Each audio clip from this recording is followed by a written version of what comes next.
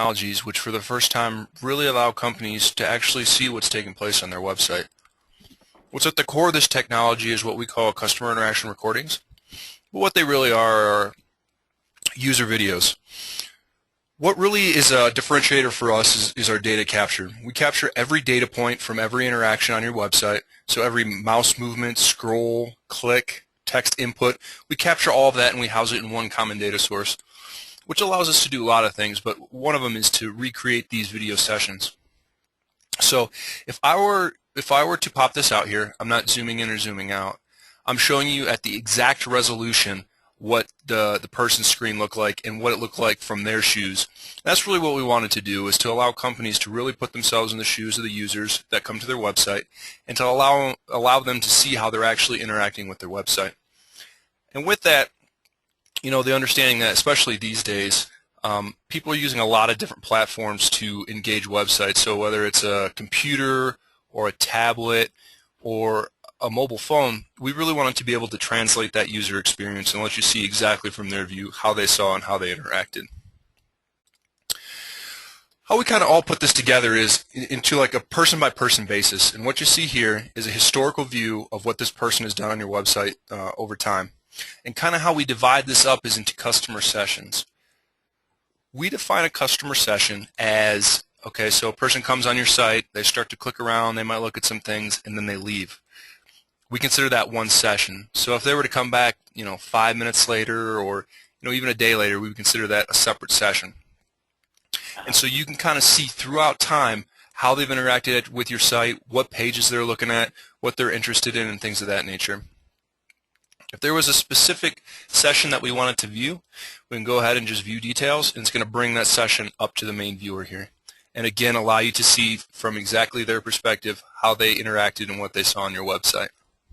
Hey, Nate. Yes. We're just still seeing that white screen where it says the intro call. Are you showing actual screenshots? Okay, can you see my screen now?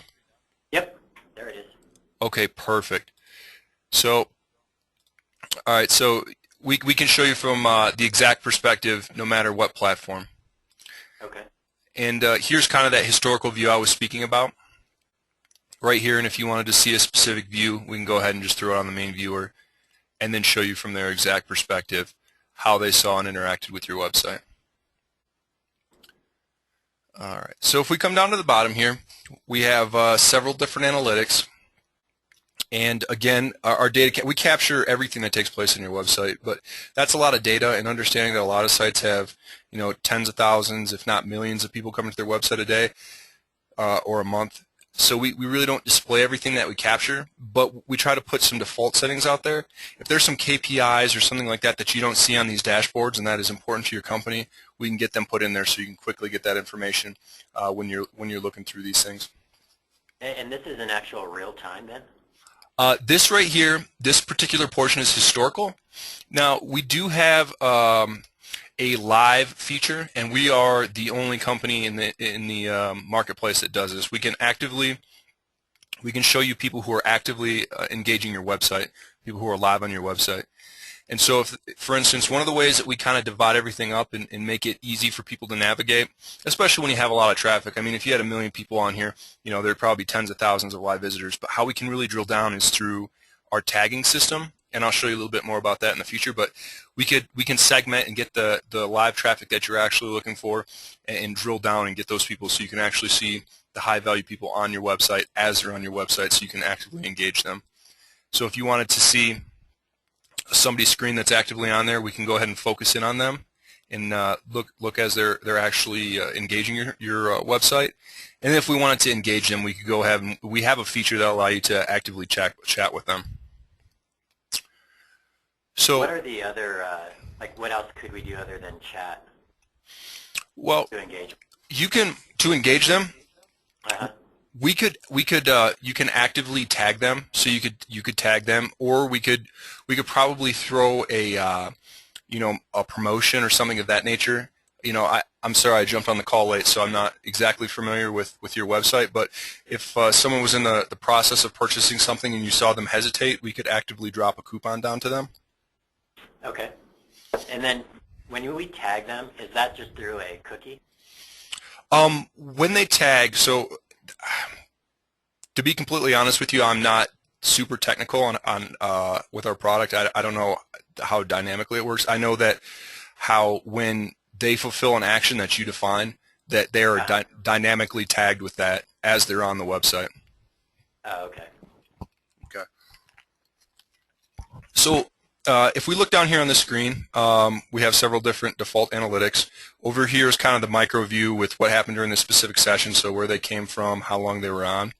Over here is kind of an overview of their history, so how many times they've been to your page, how many pages they've been to. And right here is are our tags. And so, just like we talked about, we have a set of default tags, but if there's some sort of criteria that we don't have in our default settings that you're looking for, you just let us know what actions you're looking for, and we can add that, and then people are dynamically tagged as they fulfill those actions. So if I'm watching, let's say 5 on my site, is there a way that I can identify their demographic profile, or is there any way that I can start building kind of that segmentation list of our customers based on how they're acting on my site? Sure. One of the things we tend to flesh this out a little bit more for you at the end, but actually now is as good a time as any. So okay. Obviously, I like at to the end jump of the day, ahead. yeah, no. At the end of the day, right, the thing that's great about our site that's different than a lot of people is it's really built to generate more revenue, right? I mean, other analytical tools just sort of give you a bunch of data that's sort of post-haste, it's already happened. So let's talk about a bunch of scenarios. Let's say that you got somebody that's come to the site that's I don't know, it's maybe looked at gift certificates like 3 or 4 times. So you could tag them. One of the sort of standard rules in marketing is people tend to look at things 2 or 3 times before they buy it. So let's say you want to tag everybody. You could tag a bunch of people. Let's say you could tag everybody that came to the site like 3 times but didn't buy something, that looked at gift cards. So you could drop down like a little. You could either automate it and drop down a little. A discount or something else to prompt them to do something. You could tag people that maybe that filled out the form. Maybe they've been to the site and filled out the form, or started to fill out the form and stopped. That's called the abandonment rates, and those are huge. Like a lot of mandates for a lot of companies is we got to get our abandonment rate down. So one of the things you do for people that maybe start to fill out the abandonment rate, maybe stall it. Let's say everybody that's filling out the credit card info and contact info that lapses over a minute, you could drop something down into them just to keep prompting that behavior to move forward. One of the analytic tools of literally an infinite amount that you could put together.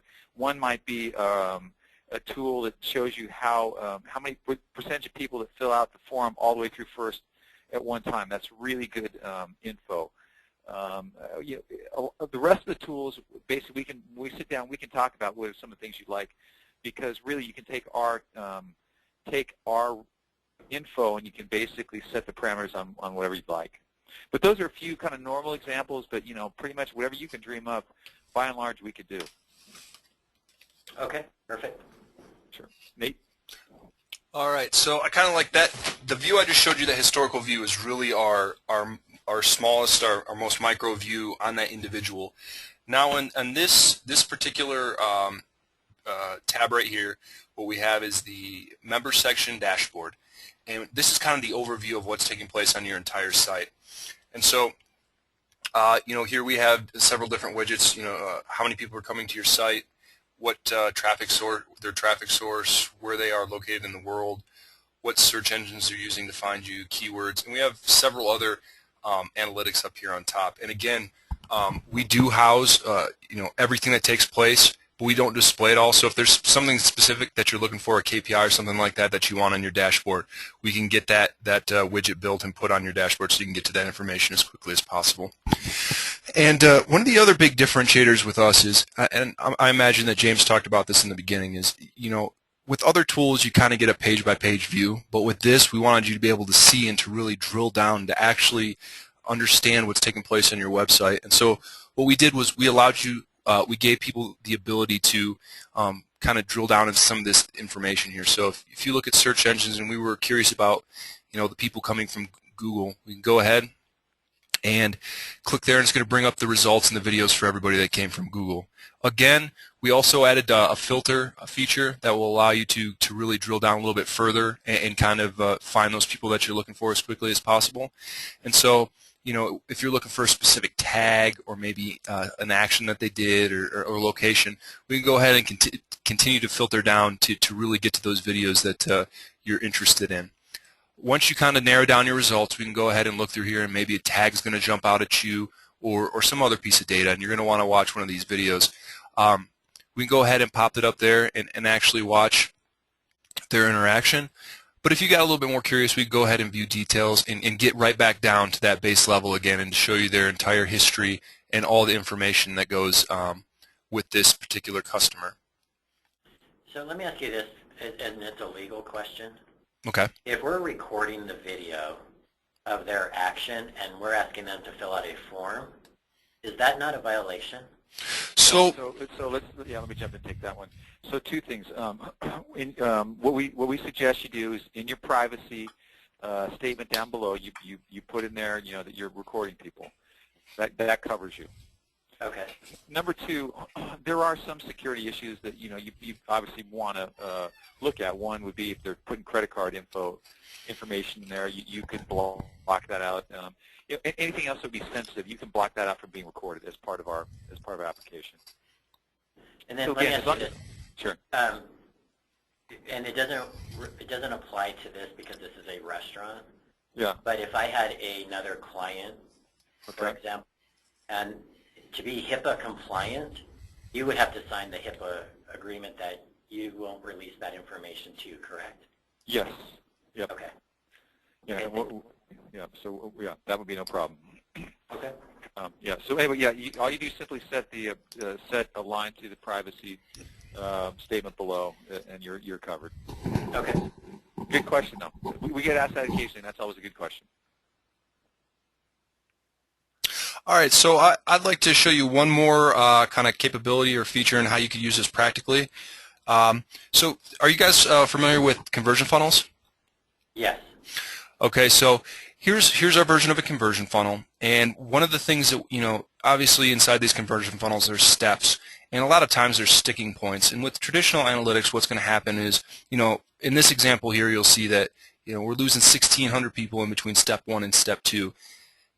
With traditional analytics, you're going to have to start doing some guesswork, trying to figure out what's making it, why people are abandoning, why aren't people moving through the conversion funnel.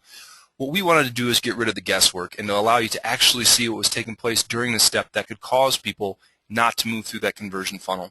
And so we'll show you the outlinks where they went after this step, but we can also show you exactly what these people did during that step that might have caused them to abandon and not complete that call to action. And in this example, you can see we have an error that we need to fix. Once we fix that error, people will start flowing through that conversion funnel, and ultimately we should have higher conversions. So that's just another small example of how you can practically use the videos to help optimize your site, increase conversions, and at the end of the day, what everybody wants to get that higher ROI, which is our main focus for our customers and everybody's biggest concern when it comes to a lot of these investments. So with that pretty much covers the wave tops of the program. There's a lot more capabilities, but we try not to get into the weeds on these calls, just because we could be here for hours discussing things. Any questions so far? Yeah, so our sites right now, we just launched brand new sites. Okay. They are seeing some better results than what we've had before, but we're nowhere near tipping the scale of having a very a popular site. So is there a minimum that you need in order to truly get a good understanding? Like, do you need 100,000 page views per month, or the work is if you get 10 page views? Let's talk about that. I mean, every site's different, and some of it depends, frankly, on what you sell. Yep. If I sell Ferraris, I might get, I don't know, 1,000 page views a week, maybe, right? Well, maybe I get more than that. But in other words, if it's a really specialized item, and I don't get a lot of page views, what's important is I better convert what I got. Yep. And I think at the end of the day, that's sort of a theme amongst everybody, right? Which is, You can certainly drive more traffic, and that's maybe a different question for a different day. But the question I think, at least that we can start to answer, is here's how you can drive more, convert more of the people that come to your site. And that's something that we think is going to happen with our tool, and especially with a lot of that low-hanging fruit immediately. So, the beautiful thing about our product is I think you can start to convert people almost immediately. And actually, let me slow down a little bit and talk about kind of get this thing out of the sky and a little bit more down to earth here. As you have people that come to your site, there are really a variety of issues I think that our intelligence helps you start to understand that you couldn't before. Number one is just generally the question about usability. What does your site really look like to people that go onto your site? Now, from Command Central, it might look great, but on an iPod or a handheld, on a tablet, it might not look as great. And on a handheld, when someone goes to type in and get a gift card or something like that, it may not look so great to the point where they may abandon buying something.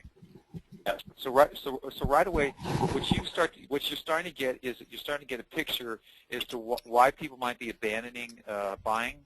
You're starting to get a picture about maybe what's affecting the amount of sales you could get through usability questions. You're able to rule out problems, right? You're able to get rid of issues that might have to do with usability, that might have to do with the way the questions are laid out, or the way the format of people buying is laid out. If you look at a bunch of videos of people that abandoned buying something, and everybody seems to stop at line F, maybe line F's not very good, or maybe the way it looks on the screen's not good, or maybe there's something unclear about it. But there's no doubt that everybody is losing business to abandonment.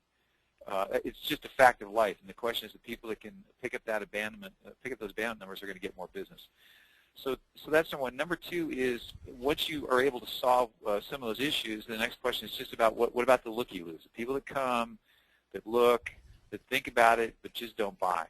Well, this allows you basically in either an automated way to automate a procedure to drop a coupon down, or maybe a chat screen or something like that, or to do live conversations with people, or live viewing of those folks. So again, you can convert more people.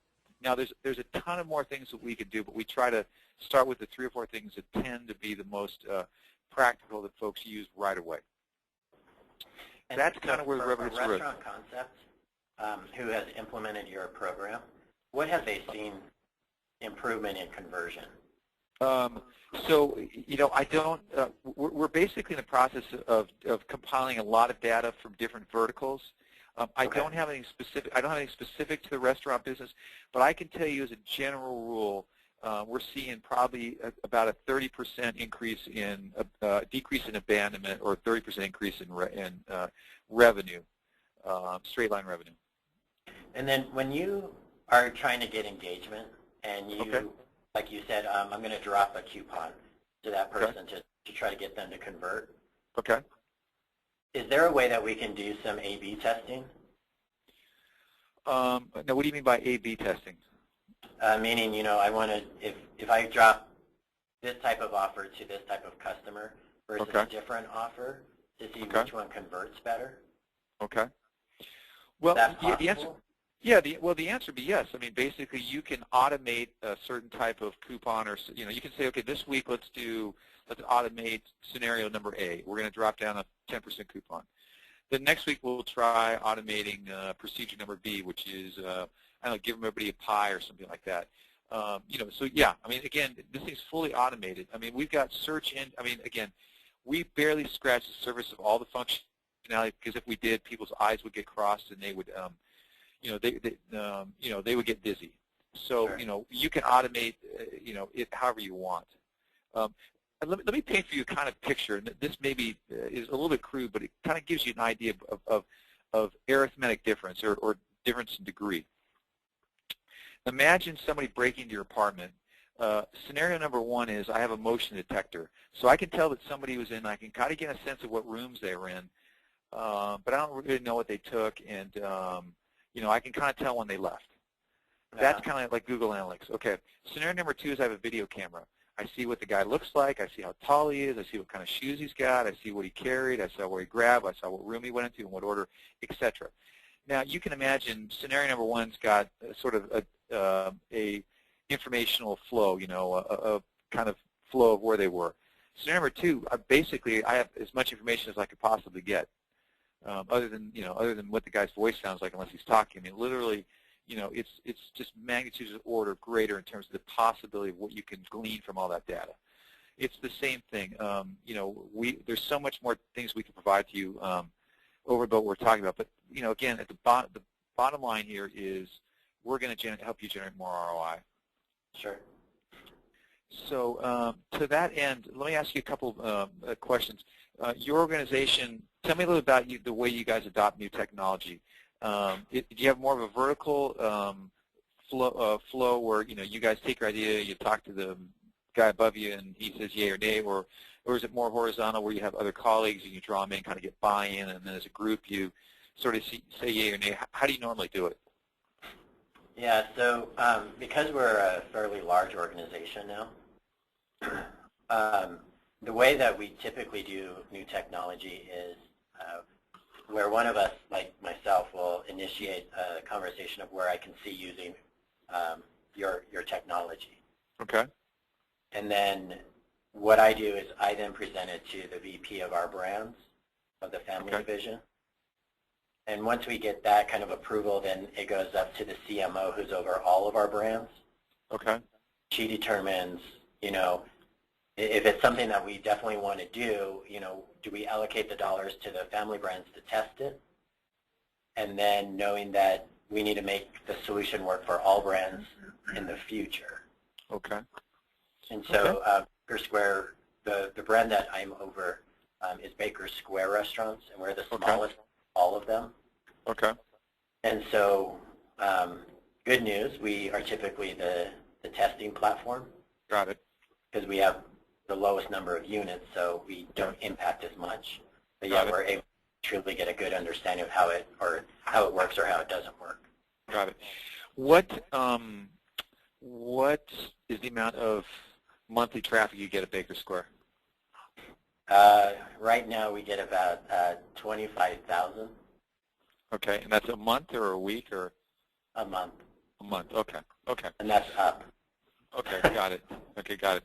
So maybe if we can work out a deal, we're going to get free pie out of it, or what? Absolutely. Okay. Our pie is pretty amazing. Yeah, it is. I've eaten at Baker Square. Where are you guys at? We're based in San Diego. You are? Okay. Yeah, I think we've got one. I know I've eaten there. I don't know. I travel a lot, so I don't remember where, but I've definitely been at your establishment. So yeah, we used to have in San Diego. They're all closed there. Are they? Okay. So with that being said, I always ask people, there's kind of three ways to evaluate what you just heard. Scenario number one is interesting, and we'd like to hear more. Scenario number two is interesting, but we're not sure where it would fit in, or scenario number three, not interesting and there's no fit. Where do you feel you are in that continuum? Yeah, so I am interested and I do want to hear more. Okay. Here's where I see your program kind of supporting us. Okay. So we are building an e-commerce platform. Okay. And you kind of touched on it. Pies are a big deal to us. Mm-hmm. And pie reservations, and we need that to drive annual revenue, and it needs to be successful. Okay. And year over year, when you're selling, half a million pies during 2 months, it's substantial volume, and to roll over that year over year is difficult. Okay. What we're doing is we're actually looking at an e-commerce platform that will make it easier,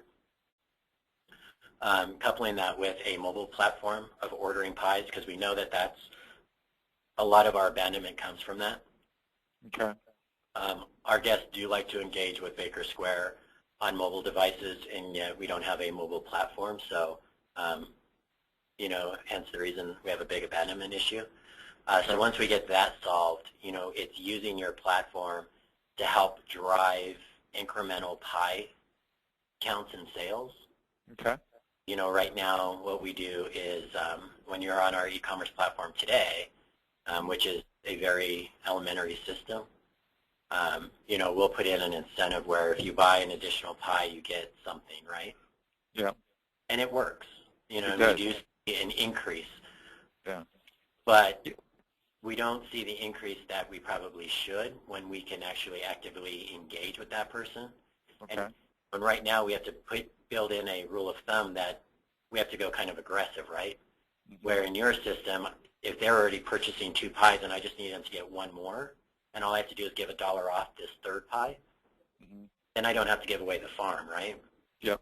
Because they're already doing what I want, I can save some margin, which is a benefit to us. But if they're buying 1 pie and I want to get them to 3, then maybe I do give them a deeper incentive to get them to 2 and 3, right? Mm-hmm. But then I'm not having to do that on every count, and that's where I can see your system helping us do that. So A, helping us to actually actively convert more people to a pie reservation, and then secondly, to increase the number of pies that people are reserving, and then minimize our margin, our discounts. Well, I feel like I'm preaching to the choir now. You pretty much got the book and saw the play. Another way maybe a semantic way of talking about this is, in the end, about behavior modification, behavioral analysis and behavior modification. Yep. Analytic tools before are about page analysis and page issues. We're all about behavior analysis and behavior modifications, 2 completely different paradigms. And I think that the question is taking the behavior analysis and using that to do behavior modification. That's really, and the reason that's really the bottom line. Yeah. And the reason I was asking you earlier about can I identify the demographic profile of that user, Mm-hmm. is because what I would like to do is to do some A/B testing on here. And if I can identify the demographic profile, then that'll help me build my offline media plan. Okay. And so, it's using digital to drive that analytic step that you just can't get from a traditional media. Exactly. And then use that to then drive that offline strategy. So that's why I was asking that step. So the next question would be, what would be a general, assuming that you get the CMO to green light it, what would be a general time frame for deployment if everything went well? Well, one of the questions I have for you is, what is the implementation of this? Is it just putting the code on our site? Yep. To give you. It's just a light JavaScript that we'll help you with. Okay, so it's fairly easy to implement. Yeah, we say as a general rule it's about a 2 to 3 week process. Not that it actually takes that long. I mean, remember we have a queue. It's probably for somebody like you, probably like a 5 hour lift for us. Just to kind of do it, review it, dink around a little bit more, get it, make sure it's right. So, sure. We say 5 to 10 hours is an argument, say for someone with about your traffic size. Okay. So, so we normally suss that out over, say 2 to 3 weeks. And then, so it's JavaScript then? Yes. How does the with the that new that worm that just came out on JavaScript, is that impacted at all? Good question. Is it hackable at all? I don't know. I have to check with our engineer on that. That's a good question. I can find out. But I haven't heard any discussion of it internally that's been an issue for us, so I tend to doubt it. But okay. Certainly it's worth me looking into for you. Yeah, I just read something on Mashable that a lot of IT executives are asking to uninstall JavaScript as a precautionary, and that's right. I want to make sure that we are safe. I haven't heard any discussion all internally about that being a problem, but okay. Whenever you hear the word worm, you do. It's probably worth asking a few questions. Yeah, absolutely. Okay, so so implementation is fairly easy. Very, very light. Yep. So what about? So how is your pricing model?